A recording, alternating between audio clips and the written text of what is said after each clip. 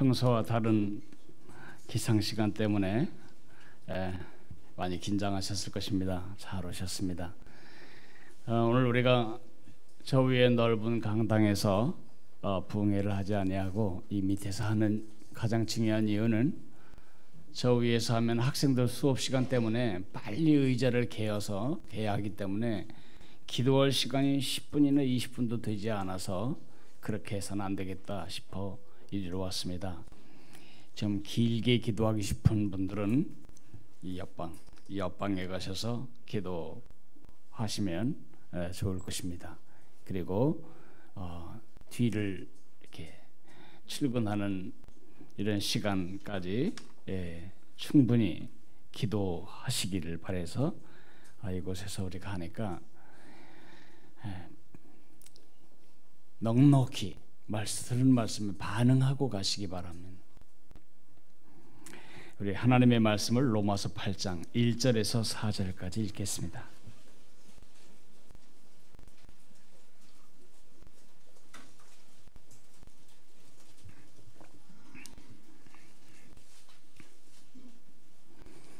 로마서 8장을 찬송 부르는 마음으로 우리 같이 읽어 내려가겠습니다. 8장입니다. 그러므로 이제 그리스도 예수 안에 있는 자에게는 결코 정죄함이 없나니 이는 그리스도 예수 안에 있는 생명의 성령의 법이 죄와 사망의 법에서 너를 해방하였음이라. 율법이 육신으로 말미암아 연약하여 할 수 없는 그것을 하나님은 하시나니 곧 죄로 말미암아 자기 아들을 죄 있는 육신의 모양으로 보내어 육신의 죄를 정하사 육신을 따르지 않고 그 영을 따라 행하는 우리에게 율법의 요구가 이루어지게 하려 하심이니라. 아멘.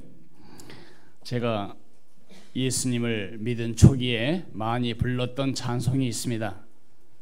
내게 강같은 평화, 내게 강같은 평화, 내게 강같은 평화 넘치네. 3번이나 반복했습니다. 내게 바다 같은 사랑, 내게 바다 같은 사랑, 내게 바다 같은 사랑 넘치네. 3번이나 반복했습니다. 내게 샘솟는 기쁨, 내게 샘솟는 기쁨, 내게 샘솟는 기쁨 넘치네. 3번이나 반복했습니다. 그것이 저를 괴롭히는 것입니다. 그 노래가 나를 힘들게 하는 것입니다. 그 노래하는 그 순간은 그 가사를 따라갈 수 있는데 실제 내 마음엔 그런 평강이 있지 않았고 실제 삶에 그런 샘솟는 기쁨이 늘 있지 않고 실제 바다 같은 사랑이 내 속에 있지 않는 것입니다. 남들은 다 그런가 본데 나는 왜 이럴까? 남들은 다 죄도 안 짓고 승리하고 사는 것 같은데 왜 나는 결심하고는 깨버리고 아침에 한 작정을 저녁이 되기 전에 다 날려버리고 안 하겠다고 결심했지만 또 죄를 짓고 나는 언제나 그렇게 평화와 기쁨과 사랑이 넘치는 삶을 살지 못하는 것입니다. 제 마음으로는 이 세상에 누구보다 주님을 사랑하며 주님의 말씀대로 살기를 원하는데 제 행위는 그 소원과 아무 관계가 없이 전개되는 것입니다. 주의 말씀대로 살고 싶지만 아무리 결심해도 죄는 사라지지 않고 어떤 죄는 자꾸 반복되는 것입니다. 그럴 때 제게 갈등이 옵니다. 나는 아직 구원받지 못한 게 분명하다. 마귀는 끊임없이 내 속에 정죄합니다. 네가 구원받았다면 죄가 그렇게 너에게서 떠나지 않을 수가 있냐? 네가 구원받은 사람이라면 그런 미움으로 누구를 생각할 수 있냐? 네가 구원받았다면 그 결심이 그렇게 이루어지지 않을 수가 있냐? 회의와 좌절 그리고 수치감. 그래서 예수 믿고 나서 평화가 넘치고 기쁨이 넘치고 사랑이 넘칠 줄 알았는데 실상 반대입니다. 예전 같으면 눈 하나 까딱하지 않고 죄를 졌는데 이제는 조그만 죄를 져놓고도 가슴이 후벼 파는 이 죄책감 때문에 제게 평강 없습니다. 제게 기쁨 없습니다. 그런 삶을 아주 오랫동안 살아왔습니다. 나만 그런가요? 여러분도 그러시죠? 크리스천의 삶에는 언제나 갈등이 있습니다. 이것을 잊지 마십시오. 크리스천의 삶에는 언제나 갈등이 있습니다. 예수 믿는 사람들은 암도 안 걸리고, 수술할 병도 안 걸리고, 사업에 실패하는 일이 없고, 항상 처음보다 나중이 장대하고, 기도하는 것은 다 응답받고, 부흥회에 갈 때마다 나는 마음으로 갈등하는 것입니다. 저 현실은 누구를 위한 현실인가? 난 그렇지 않은데, 근데 차마 그 얘기를 누구한테 물어볼 수가 있어야지. 임금님, 벌거벗은 임금님처럼 홀랑벗고도 걸어가는 임금님 향해서 모두가 다 우아합니다. 어쩌면 저렇게 아름다워. 그래, 임금님 옷이 저렇게 아름다워. 모두 그러는데 나 혼자 아유 홀랑벗었네. 그 말하면 내가 환자라는 게 드러나잖아요. 누구에게 말도 못하고 물어보지도 못하고 남들이 강 같은 평화 넘친다니까 나도 그냥 강 같은 평화 넘친다고 화장하고 있을 뿐이지, 변장하고 있을 뿐이지, 내 속에는 끊임없이 일어나는 갈등. 어려움이 닥치면 내가 이런 날이 올 줄 알았지. 하나님이 이제 나를 벌 주시는구나. 드디어 하나님께 내가 지금 벌 받는구나. 이런 끊임없는 갈등. 왜 크리스천의 삶에는 갈등이 있을까요? 우리 크리스천들은 이 속에 두 개의 의지가 있습니다. 이 두 의지가 계속 싸우는 격전장을 이 마음에 가지고 있습니다. 우리가 원래 태어날 때 가지고 있었던 육신의 옛사람이 늘 주장합니다. 내 마음대로 해야 돼. 내가 원하는 대로, 내가 원하는 방식으로, 내가 내 입맛에 맞는 삶을 나는 살아야 돼. 근데 우리가 모신 예수님, 우리 안에 모신 예수님, 우리 성령님이라고 부르는데, 그 성령님은 아니야, 넌 그렇게 살면 안 돼. 하나님이 기뻐하는 뜻대로 살아야 돼. 그래서 내 속에는 끊임없이 하나님을 위해 살고 하나님 뜻대로 살기를 원하는 마음의 소원이 있고, 그것에 반대해서 내 마음대로 내 소원대로 살고 싶은 내 옛사람의 의지가 있습니다. 그래서 선한 일을 하고 싶은데 하고 싶은 일은 안 하고, 악한 일을 하고 악한 일은 안 하려고 하는데 악한 일을 안 하는 게 아니고 악한 일을 하고 있고, 내 소원과 내 현실이, 내 실상이 충돌됩니다. 신분은 하나님의 자녀가 분명한 것 같은데 행실은 여전히 죄의 노예로 살고 있는 이 깊은 갈등을 어떻게 해야죠? 갈라디아서 5장 17절에 보면 육체의 소욕은 성령을 거스르고 성령은 육체를 거스르나니 이들이 서로 대적함으로 너희가 원하는 것을 하지 못하게 하려 함이니라. 그러므로 크리스천이 되면 정말 훨훨 날아가는 새처럼 자유와 평화와 기쁨을 누리고 살아갈 것으로 예상하지만 그렇지 않습니다. 나르려 그러면 발목이 뭐가 끌어다니는 발목 잡는 줄이 있습니다. 그게 육입니다. 그것이 옛 근성, 옛 본성이죠. 그런데 양 목사님이 병들었구나, 저 사람이 저런 전력이 있구나, 그렇게 생각하지 마십시오. 여러분도 그렇고 저도 그럴 뿐만 아니라 위대한 하나님의 사랑 사도 바울도 그러셨습니다.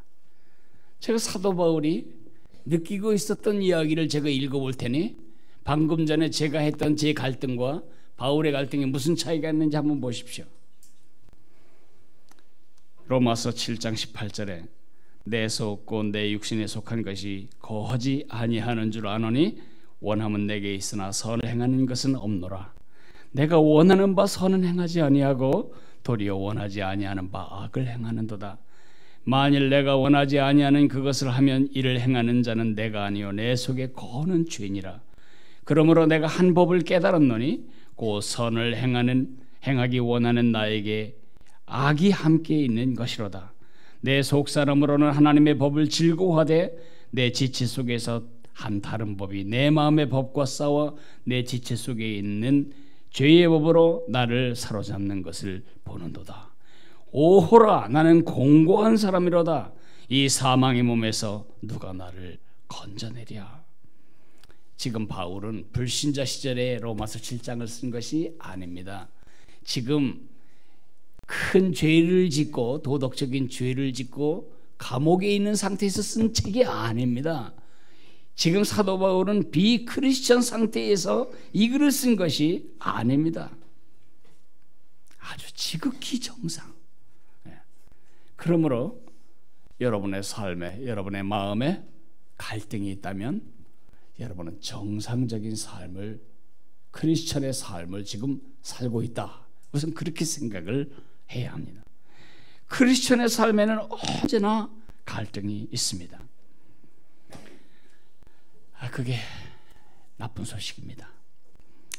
제가 오늘 여러분에게 세 가지를 말하려고 했는데, 하나는 나쁜 소식이고, 하나는 기쁜 소식이고, 세 번째로는 기쁜 소식으로 어떻게 나쁜 소식을 이길까 적용하는 것에 대해서 말하려고 했습니다.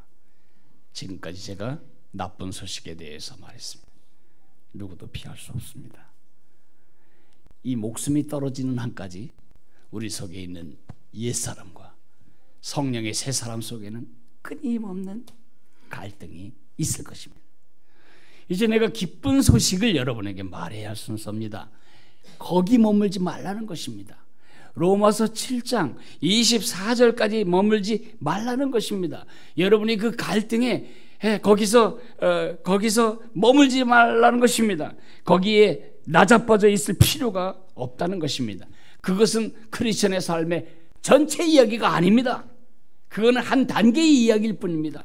그렇게 살지 않아도 될 다른 대안을 하나님이 여러분에게 말씀하십니다.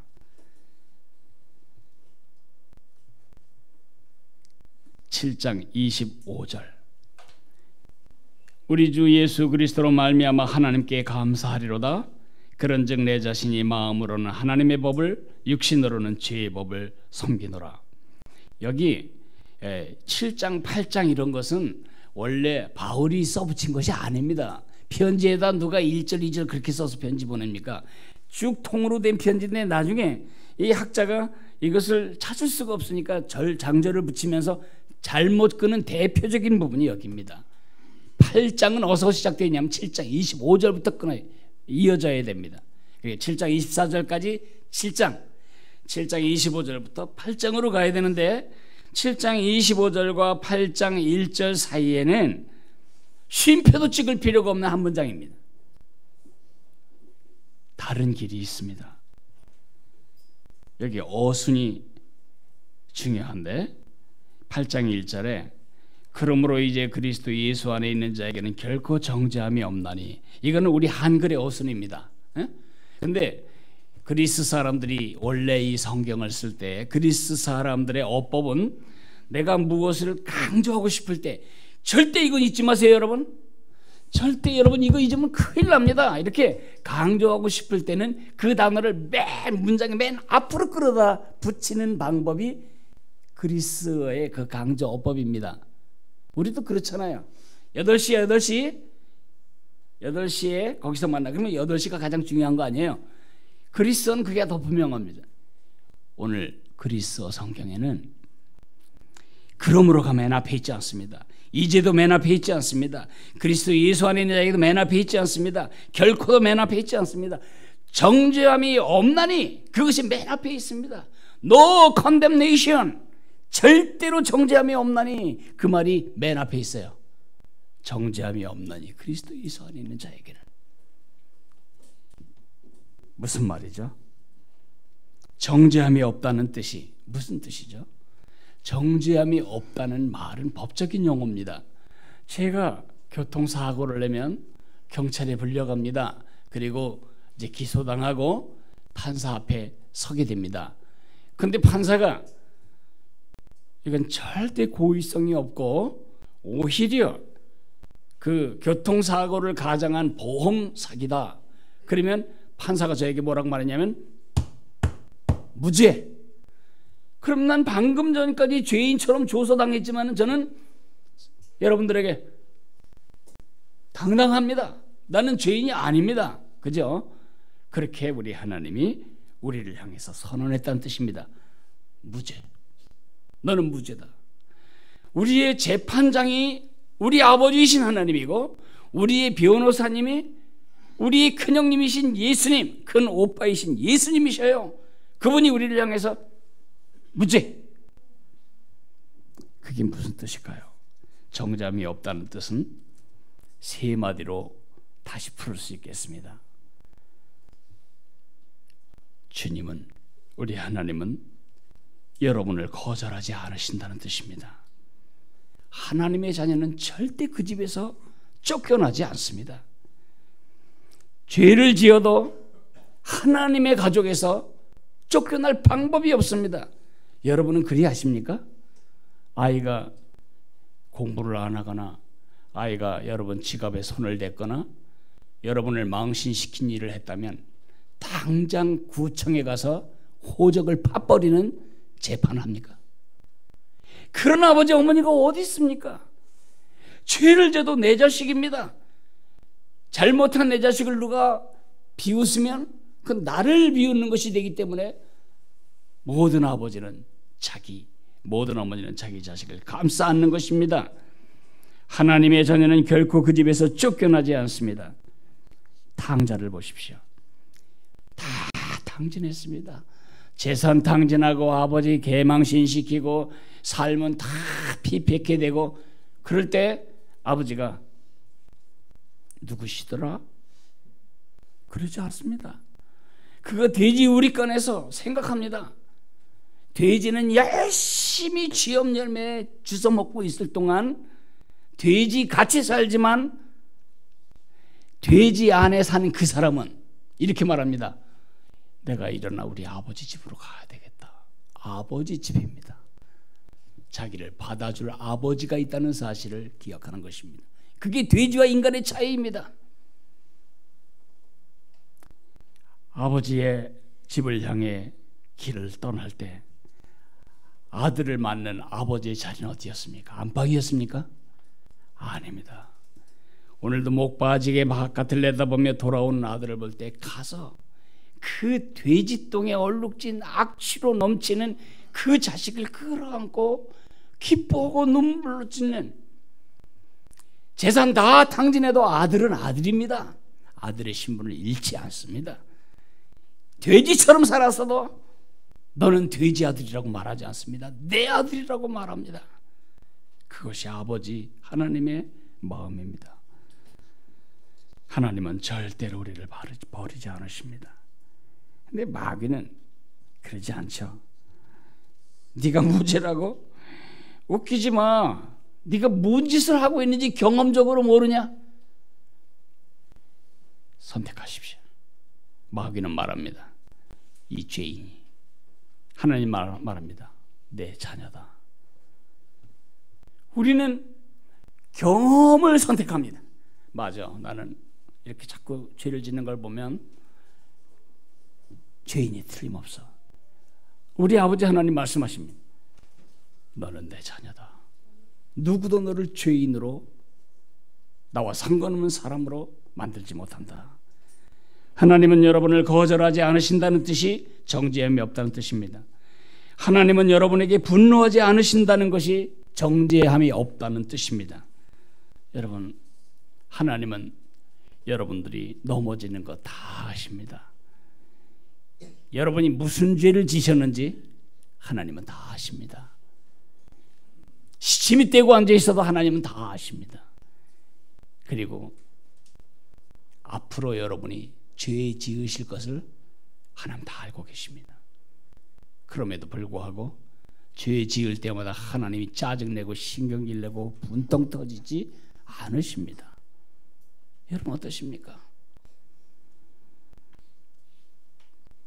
여러분 자녀가 걸음마를 시작할 때를 한번 생각해 보세요. 아이가 2걸음 겨우 뛰고 주저앉으면 이렇게 하십니까? 화를 내면서 볼기짝을 내리치면서 그거밖에 못하냐? 먹인 젖이 얼만데, 너 때문에 들은 이유식이 얼만데 그거밖에 못하냐? 화내십니까? 아닙니다. 그 아이가 한 발 두 발 떼는 것은 올림픽에 어떤 금메달리스트의 완주보다 자랑스러운 것입니다. 박수치고 잘했다고 말하고 격려하고. 만약에 그런데 이 아이가 한 발 섰다가는 주저앉고 한 발 섰다고 주저앉으면 아버지는 어떡하죠? 아, 얘는 인간 노릇하기 어렵겠다, 버려야 되겠다. 그럼 그렇게 합니까? 병원에 데려갑니다. 엑스레이를 찍어보니 뼈가 기형입니다. 그러면 아버지는 자기 집을 팔아서라도, 자기 신장을 장기 판매해서라도 자식의 다리를 고쳐주고 싶어하는 것이 아버지입니다. 여러분 그러실 거죠? 하나님이 여러분보다 더 나쁜 분이신가요? 하나님이 여러분을 분노하지 않으십니다. 하나님은 아십니다. 여러분이 달라지는 데 시간이 걸릴 걸 아십니다. 어떤 사람에겐 정말 오랜 시간이 걸릴 것도 하나님은 아십니다. 하나님은 기다려주고 계십니다. 정죄함이 없다는 말은 벌하지 않는다는 뜻입니다. 현실적으로 보면 많은 크리스천들은 죄책감에 사로잡혀 삽니다. 이 죄책감은 마귀에게 낚이는 제1번지 낚싯밥입니다. 미끼입니다. 마귀는 여러분의 죄책감에 반드시 갈고리를 겁니다. 그리고 이제 여러분을 노예로 사용합니다. 한 번 죄 짓는 게 어렵지 이왕 깨진 거, 이왕 더러워진 손 뭘 못하겠는가, 이왕 나쁜 걸 보기 시작했는데 더 못하겠는가. 이렇게 우리는 이 마귀에게 낚여서 점점 더 죄 속으로 빠져들어갑니다. 그러면 이제 하나님이 나를 미워하실 거다. 그래서 교통사고로 나면 그거 봐, 이제 드디어 하나님이 칼을 빼들었다. 그러니까 하나님이 늘 두려운 거예요. 하나님이 늘 무서운 거예요. 하나님께 가까이 갔다가 괜히 하나님이 모르고 계실 죄라도 기억해내시면 큰일 나니까 가능하면 안전거리를 확보하고 하나님과 가는 것이 상책이에요. 그래서 세상도 약간 즐기고 하나님도 즐기고. 아닙니다. 하나님은 우리를 벌 주지 않습니다. 하나님은 우리를 벌 주시지 않습니다. 정죄함이 없다는 말은 하나님은 우리를 벌 주지 않는다는 뜻입니다. 그 말을 오해해가지고 그러면 이제 마음 놓고 죄를 져도 되겠구나. 아닙니다. 벌은 안 받지만 징계는 받습니다. 아픈 건 똑같습니다. 그러나 징계는 목적이 다릅니다. 징계는 우리를 교정하기 위해서입니다. 징계는 동기가 다릅니다. 우리를 사랑하시는 아버지이시기 때문에 우리에게 매질을 하는 것이지, 우리를 죽이려고 우리가 지은 죄에 대한 대가를 지불하게 하려고 벌하시는 것이 아닙니다. 우리에게 정죄함이 없다. 나는 정죄를 받은 사람이 아니다. 왜 정죄가 없을까요? 오늘 로마서 8장을 보면, 그러므로 이제 그리스도 예수 안에 있는 자에게는 결코 정죄할 일이 없나니, 정죄할 죄가 없나니, 정죄할 문제가 없나니, 정죄할 갈등이 없나니, 정죄할 나쁜 습관이 없나니, 그렇게 말하지 않습니다. 정죄받아야 마땅할 악한 습관도 있고, 정죄받아야 마땅할 넘어짐도 있고, 정죄받아야 마땅할 실패도 있고, 정죄받아야 마땅할 낭비도 있고, 정죄받아야 마땅할 비난받을 짓이 우리 속에 가득한데도 우리 하나님은 우리를 죄인으로 보지 않으신다는 것입니다. 왜 그럴까요? 왜?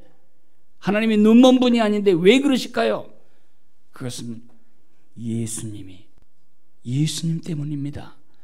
그리스도 예수 안에 있는 자에게는 하나님의 해결은 예수 그리스도입니다. 예수님이 십자가에 죽으심으로 우리의 모든 죄값을 다 갚아버리셨기 때문입니다. 제가 초등학교 때 야구공 아니면 돌멩이로 유리창을 깼다고 생각해 봅시다. 당장 학교에서 부모님 소환이 옵니다. 우리 아버지가 와서 지갑을 열고 깬 유리창 값을 변상해내면 더 이상 나에게 유리창 값 물어내라고 말하지 않습니다. 우리가 갚아야 할 모든 죄의 대가, 과거와 현재와 미래 모든 대가를 예수님이 십자가 위에서 이미 대가 지불 계산 끝내버리신 겁니다. 그래서 우리에게 더 이상 떠도내, 따로내 그렇게 못한다는 것입니다. 그러므로 그리스도 예수 우리 주 안에 있는 자에게는, 예수 안에 있는 자에게는 결코 정죄함이 없나니. 미가서에서는 이렇게 말하고 있습니다. 다시 우리를 불쌍히 여기셔서 우리의 죄악을 발로 밟으시고 우리의 모든 죄를 깊은 바다에 던지시리이다. 우리의 죄의 증서를 하나님이 꼬깃꼬깃 우겨서, 누구도 펴보지 못하게 우겨서 그걸 발로 꽉꽉 밟아서, 그래도 누가 주워서 펴볼까 봐 바닷속 깊은 바다까지 가서 거기다가 집어 던져놓고 하나님 부패 띄워놓으실 겁니다. 낚시금지. 하나님이 그렇게 우리를 그 예수 안에서 용서하신 것입니다. 생명의 성령의 법이 죄와 사망의 법에서 너를 해방하였습니다. 두 번째 대안이 그것입니다. 우리는 예수님이 십자가에서 피 흘려 돌아가실 뿐만 아니라 그분이 그렇게 끝난 게 아닙니다. 그분이 다시 살아나셔서 천상에 오르시고 오순절날 성령으로 다시 오셨습니다. 크리스천의 삶이란 우리가 그리스도를 위해 사는 삶이 아닙니다. 절대 우리 크리스천 삶 살 수 없습니다. 크리스천의 삶이란 그리스도가 내 안에서 그의 생명을 재생하는 삶입니다. 내 힘으로 할 수 없습니다. 그것이 생명의 성령의 법입니다. 예수를 믿는 순간 옛날 옛사람 육의 존재나 영향과 세력이 끝났다는 것이 아닙니다. 여전히 거기 있습니다. 제가 설명을 한번 해보겠습니다. 저는 두 개의 법으로 지금 세상을 보고 있습니다. 제가 이 안경을 벗는 순간 저는 근시라고 하는 법에 시달리고 있습니다. 지금 여러분들이 전부 두세 겹으로 보입니다. 이렇게 두세 겹으로 보여서 누가 누군지 알아맞힐 사람이 아무도 없습니다. 전 지금 근시의 법 아래 살고 있습니다. 그러나 이 근시의 법 아래 제가 살면 저는 상당히 위험합니다. 이 상태에서 운전하면 끊임없는 교통사고를 당할 것이고, 이 상태로 사람들에게 인사하면 엉뚱한 사람에게 내가 모독을 하게 될 것입니다. 이 근시의 법은 제 삶을 사망으로 이끌 것입니다. 그러나 여기 안경의 법이 있습니다. 이 안경을 이 근시 위에 대면 잘 보입니다. 다른 세상이 전개됩니다. 옛날 육신의 그 소욕과 육신의 열정과 죄로 향하고 어떻게 해서든지 하나님께로부터 멀어지게 만들려는 그 힘이 우리에게 있습니다. 그러나 그것을 더 극복하고 능가하는 새로운 힘은 바로 우리 안에 계신 예수님의 힘입니다. 그 힘 때문에 우리는 결코 정죄함이 없는 것이지, 하나님이 있는 죄를 없던 걸로 해주지 아닙니다. 그 이길 힘이 성령으로부터 주어지는 것입니다. 그 성령님이 우리 안에서 새로운 동기와 새로운 동력으로 주님의 말씀대로 살 힘을 주시는 것입니다. 자, 이제 세 번째 이야기 하겠습니다. 제가 첫 번째 얘기는 나쁜 소식이었습니다. 끊임없는 전투와 갈등이 있다. 끊임없는 회의와 두려움이 있다. 그러나 기쁜 소식이 있습니다. 더 이상 거기에 노예가 될 필요가 없다. 우리는 정죄함이 없다고 하나님께 선고받은 사람이다. 그러면 이 자유와 이 해방과 이 승리를 실질적으로 누리는 방법은 무엇일까요? 죄를 이기고 죄에서 승리하고 싶어요. 네, 어떻게 해야 될까요? 이를 악물고 하루에 짓지 말아야 할 죄의 목록을 100개쯤 쓰고 이를 악물고 결심하고 주님 내가 오늘도 이렇게 하겠습니다. 그렇게 하고 하루를 살면 죄에서 멀어질까요? 아닙니다. 이미 실패한 거 다 아시지 않습니까? 그래서는 죄를 이길 수 없습니다. 죄를 이기는 방법은 뭐냐? 하나님이 나를 보듯이 나를 보는 시각을 바꾸는 것입니다. 하나님은 나를 어떻게 보시죠? 자신을 보는 안경을 선택하십시오. 마귀는 나를 볼 때 이렇게 봅니다. 이 죄인, 이 외식하는, 이 위선자, 이 남이 알면 정말 천하에 몹쓸 인간, 이러면서 계속 우리를 정죄합니다. 마귀는 그렇게 우리를 봅니다. 그리고 그렇게 우리가 마귀의 시각으로 나를 보기를 원합니다. 그게 마귀의 수작이고 전략입니다. 내가 죄인이라고 나를 보는 한 우린 죄에서 절대 벗어날 방법이 없습니다. 그런데 하나님은 너는 죄인이 아니야. 너는 내가 절대로 쫓아내지 아니하고 분노하지 아니하고 그리고 벌 주지 않을 내 아들이야, 내 딸이야. 그 하나님의 시각으로 나를 볼 때 우리는 죄를 이겨나갈 수가 있습니다. 우리가 다른 사람이 되기 위해 행동 방식을 바꾸려고 결심하고 노력하면 노력할수록 우리는 달라지지 않고 오히려 망가집니다. 그걸 율법주의라고 말합니다. 그리고 하나님이 나를 이미 다르게 만드셨다.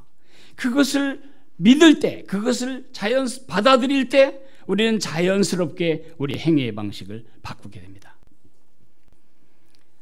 정말 많은 성도들은 이 말을 안 듣습니다.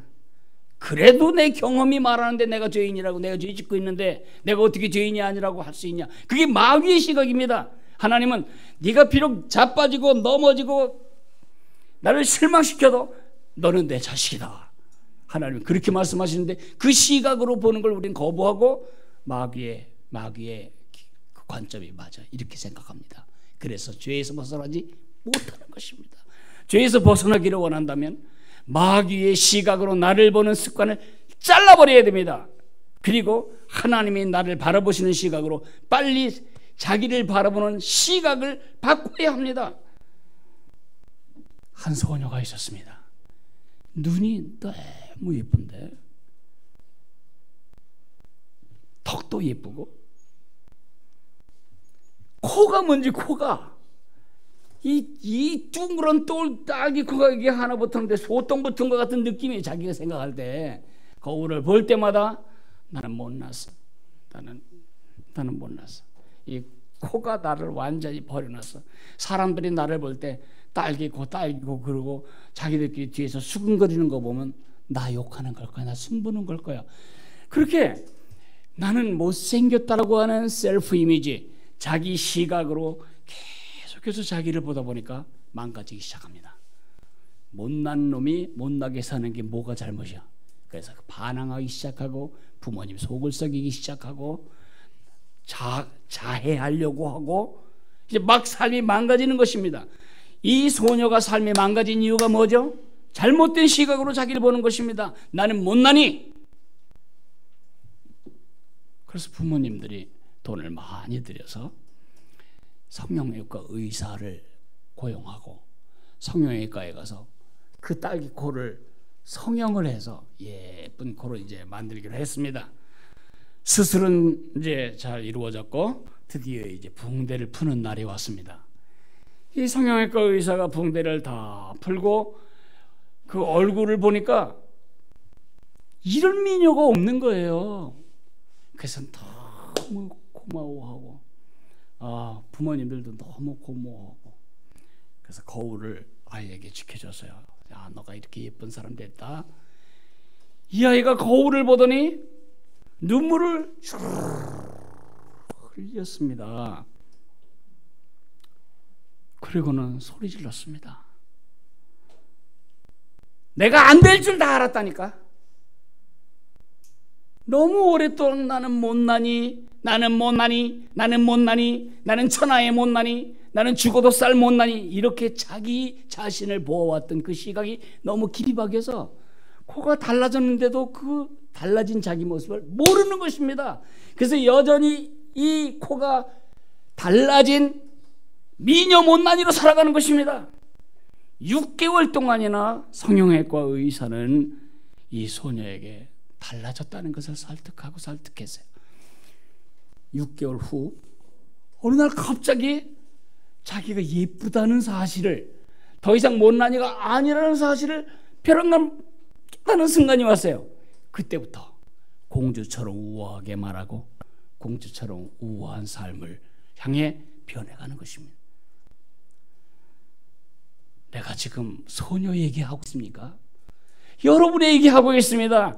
나는 못나니, 천하의 못나니, 등신 같은 인간, 늘 죄 짓는 인간, 나는 실패자, 나는 하나님이 볼 때도 그럴 거고 세상이 볼 때도 그럴 거고 내가 공개된다면 교회에서도 매장될 거고 친구들도 날 떠날 거고, 나는 못나니, 천하 없는 못나니, 분명한 못나니, 확신 있게 생각하지만 못나니, 내가 못나니인 것을 나는 안다. 그게 정직한 것입니까? 그게 사실입니까? 서로 여러분이 못난 짓을 종종 해요. 그러나 하나님 보시기에 예쁜 짓도 많이 해요.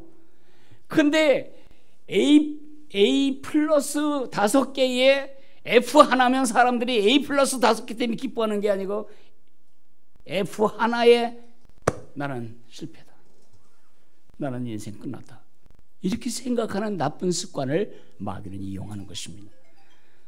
고치세요. 뭘 고치냐? 행동을 고치지 말고 나는 이제 죄를 절대로 안 질 거다. 아니요. 그럴수록 여러분, 나는 못난이 강화됩니다. 나는 못난이 아닙니다. 나는 주님이 완전히 십자가에서 성령을 끝낸 하나님의 자녀다. 그 이미지를 바꾸지 않는 한 여러분은 그 죄와 사망의 법에 여전히 자신을 묶어놓게 되는 것입니다. 아시겠습니까? 나는 못나니, 이제 그 노래 끝내세요. 나는 예쁘니, 나는 예쁘니, 난 예전에 못나니는 죽었어. 누구도 나를 못났다고 말할 수 없어. 이제 나는 예쁘니. 그 인식을 바꾸는 것이 어떤 사람에게 40년도 걸리고 50년도 걸리고, 어떤 사람이 심지어 죽어서 천국 가야, 아이고야 내가 진짜 예쁘니였는데 평생을 못난이라고 생각하고 살았구나, 가슴 치게 될 것입니다. 그때 가슴 치지 말고 오늘 바꾸시기 바랍니다.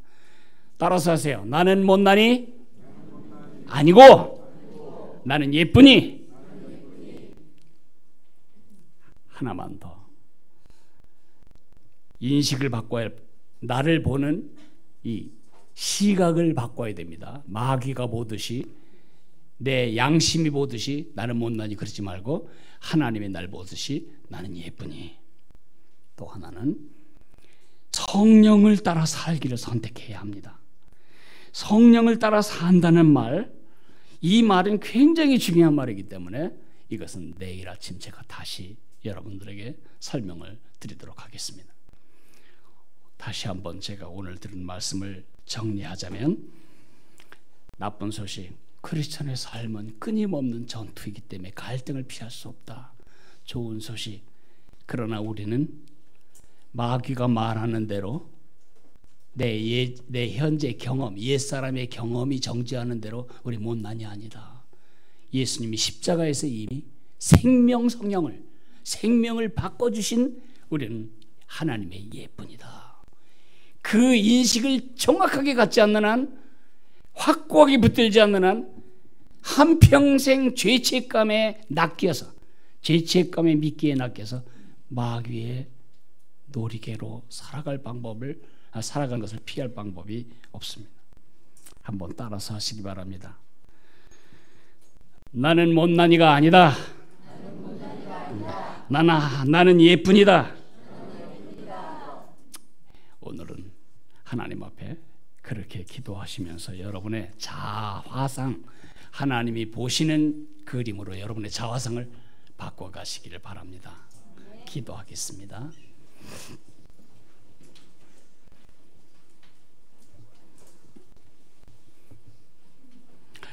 고마우신 우리 하나님 아버지, 은혜를 감사합니다. 오늘 이 부흥의 첫날 우리 주님이 우리에게 말씀하시는 것은 죄 짓지 말아라, 도둑질하지 말고 간음하지 말아라, 네 노력을 다 해서 내 뜻대로 살아라, 그런 말씀이 아니었습니다. 그렇게 살아서는 절대로 우리가 죄를 이길 방법이 없다는 것을 주님이 다 아십니다.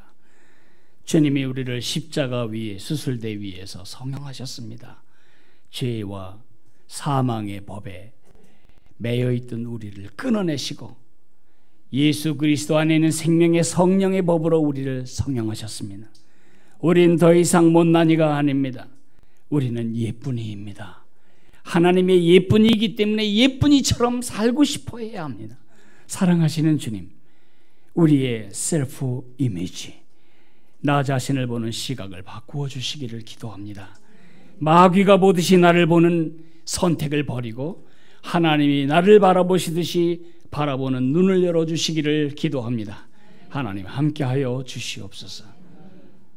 주 예수 그리스도의 은혜와 우리 아버지 하나님의 사랑과 성령의 교통하심이 나 자신을 죄와 사망에 매여 있는 노예로 보기를 원하는 사단의 시각을 거부하고